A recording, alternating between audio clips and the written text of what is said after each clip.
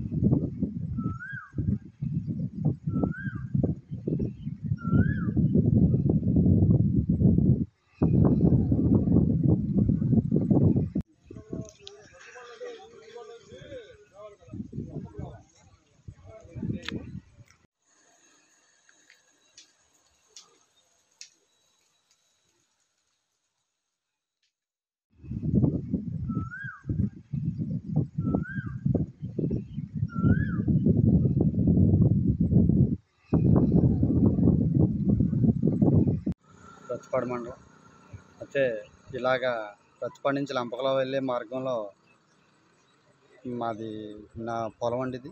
అయితే ఈ రోడ్డు మార్గాన్ని ఈ లారీలు మైనింగ్ లారీలు ఏవైతే ఉన్నాయో చాలా ఓవర్ స్పీడ్ మీద వెళ్ళడం జరుగుతుంది. గత 10 రోజుల కిందటే ఒక గేదె ఒకటి చనిపోవడం జరిగింది. మళ్ళీ ఇవాళ 10 రోజులు కూడా పూర్తి కావకుండానే ఇవాళ నా పొలంలో ఒక లారీ వెళ్ళిపోవడం జరిగిందండి.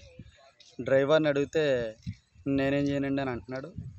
పొద్దుట అతను మద్యం తాగి ఉన్నాడనే ఆలోచన నాకు ఉంది. కారణం ఏంటంటే రైట్ సైడ్ వెళ్ళే లారీ లెఫ్ట్ సైడ్ వెళ్ళే లారీ రైట్ సైడ్కి వెళ్ళిపోయాడండి.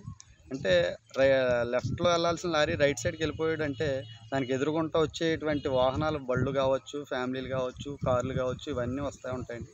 నిజంగా జరిగితే, ప్రమాదం జరిగితే దీనికి ఎవరు బాధ్యత వహిస్తారు?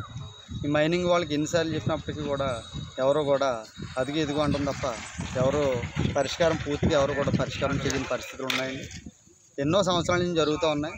దీనికి పూర్తిగా మాకు ఇక్కడ సెక్యూరిటీలు కానీ, స్పీడ్ బ్రేకర్స్ కానీ ఇచ్చి అన్ని కంపెనీ వాళ్ళందరికీ కూడా ఒక విషయాన్ని అందరూ కూర్చుని మాట్లాడుకుని గ్రామ ప్రజలందరికీ ఈ మార్గంలో పోయే వాళ్ళందరికీ కూడా మంచి జరిగేలాగా కంపెనీ యొక్క యాజమాన్యాలు కావచ్చు, నల్లకోరీలు కావచ్చు, ఎర్రకోరీలు కావచ్చు, అందరూ కూడా ఆలోచన తీసుకొని డ్రైవర్లు నిర్లక్ష్యం వల్ల ప్రాణాలు కోల్పోయే పరిస్థితులు ఇవాళ ప్రజల్లో ఉంటుందండి. కాబట్టి మా యందు దయించి ఈ గ్రామం తరపు నుంచి, చుట్టుపక్కల 10 గ్రామాల తరపు నుంచి నా యొక్క విన్నపం అండి ఇది.